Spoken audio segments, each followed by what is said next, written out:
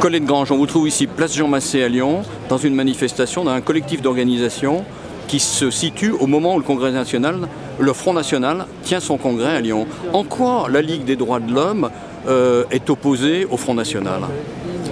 Dans la mesure où nos valeurs ne sont pas les mêmes, comme diraient les pubs.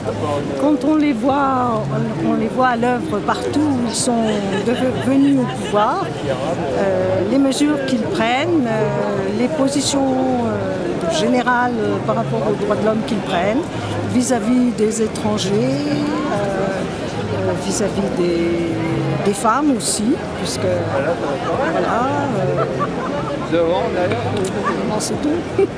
Quand on voit aujourd'hui qu'il y a quand même une droitisation de la société française, au moins que les idées pénètrent très fortement et que les questions des discriminations, des étrangers, même ici dans l'agglomération des Roms sont très présentes, comment est-ce que vous pensez qu'il y a un moyen de se positionner, de lutter contre ça?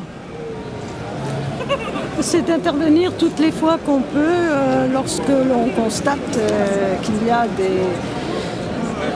événements qui ne se passent pas comme ils devraient se passer, quand il y a des expulsions, d'accompagner les personnes quand elles ont des démarches à faire.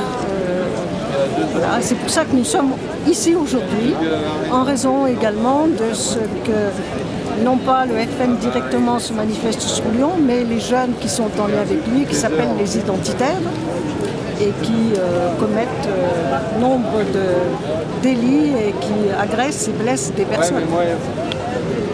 Est-ce que vous pensez que la partie est perdue ou pas sur toutes ces questions d'une société française plus ouverte, pluriculturelle, terre de passage et d'accueil? J'espère bien que non. Et de toute façon, l'évolution démographique des pays européens dit qu'il faudra bien que l'Europe accepte d'accueillir un peu plus de personnes en leur donnant la qualité de citoyen, parce que sinon, eh bien, elle disparaîtra complètement dans le monde.